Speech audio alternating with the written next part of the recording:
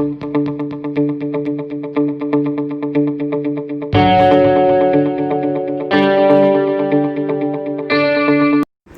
Dear students, welcome to my YouTube channel. और आज हम देखने वाले हैं यूनिट 2 प्रिंसिपल्स ऑफ मैनेजमेंट।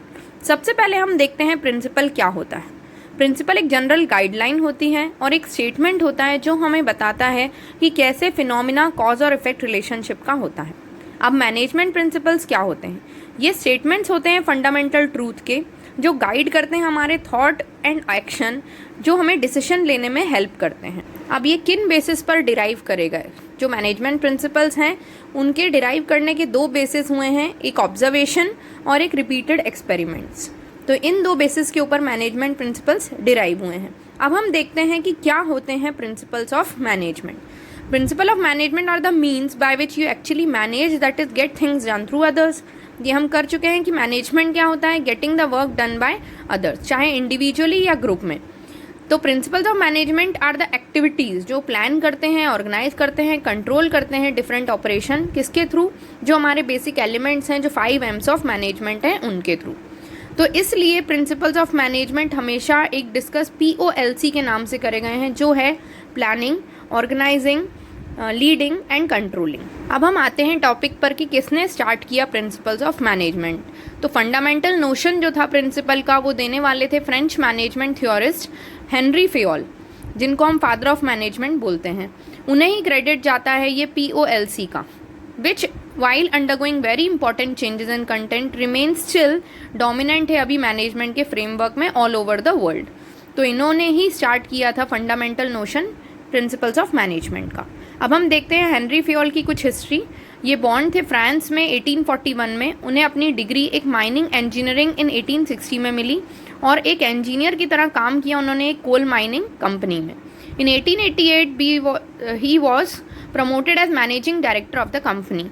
और उन्होंने हमेशा, company was in the situation of insolvency, उन्होंने वो चैलेंज को एक्सेप्ट किया और कैसे अपनी मैनेजरियल टेक्निक्स को लाकर कंपनी को वापस खड़ा किया। जब वो 30 ईयर्स में रिटायर हुए तो कंपनी एक स्ट्रॉन्ग बैकग्राउंड के साथ खड़ी थी, एक बहुत ही लीडिंग कोल स्टील कंपनी बन चुकी थी। तो the whole credit of this company goes to Henri Fayol. उन्होंने अपने प्रिंसिपल्स और टेक्निक्स के थ्रू कंपनी को इतना ऊंचा बढ़ा दिया।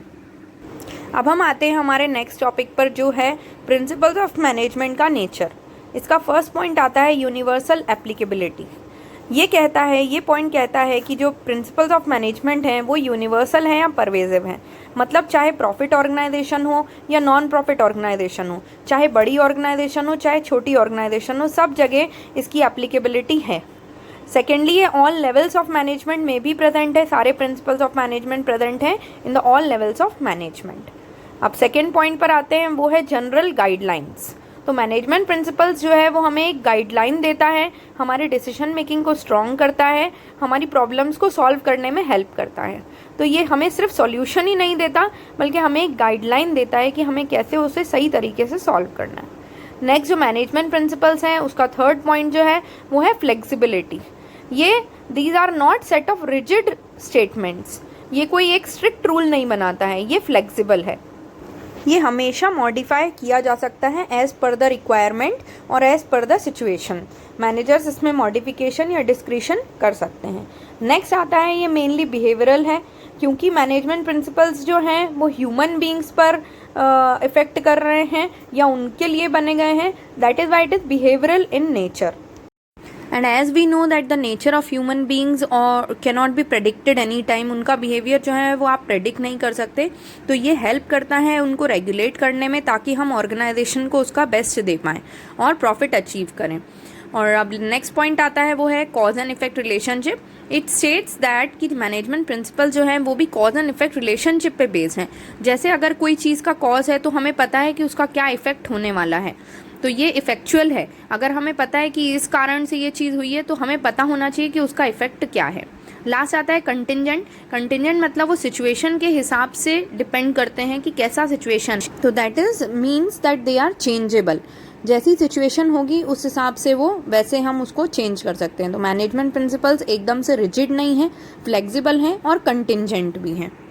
अब हम कुछ इंपॉर्टेंस देख लेते हैं प्रिंसिपल्स ऑफ मैनेजमेंट की। सबसे पहले providing managers with useful insight into reality. तो ये हेल्प करता है मैनेजर्स को कि कैसे वो पहले से थोड़ा सा एक फ्यूचर प्रेडिक्ट कर पाएँ रियलिटी के पहले। Next, optimum utilisation of resources. Of course हम कम से कम रिसोर्सेज यूज़ करके हम कैसे और यूटिलाइज कर लें उसको प्रॉपरली, वो हेल्प करता है। साइंटिफिक डिसीजंस लेने में हेल्प करता है। मीटिंग चेंजिंग एनवायरनमेंट रिक्वायरमेंट्स के लिए हेल्प करता है। हमें सोशल रिस्पॉन्सिबिलिटी फुलफिल करने में हेल्प करते हैं प्रिंसिपल्स ऑफ मैनेजमेंट। और lastly, training, education and research को मेंटेन करने में या मैनेज करने में भी प्रिंसिपल्स ऑफ मैनेजमेंट हमें एक गाइडलाइन प्रोवाइड करता है। अब हम देखते हैं कि फेयोल ने कौन कौन से 14 प्रिंसिपल्स दिए हैं। इस वीडियो में मैं सिर्फ नाम बता रही हूँ और नेक्स्ट कमिंग वीडियो में हम इनको डिटेल्स में पढ़ेंगे कि प्रिंसिपल्स जो हेनरी फेयोल ने दिए हैं वो कौन से हैं, उनका डिस्क्रिप्शन, प्लस जो साइंटिफिक मैनेजमेंट वाले हैं टेलर ने दिए हैं जो प्रिंसिपल्स, उनको पढ़ेंगे।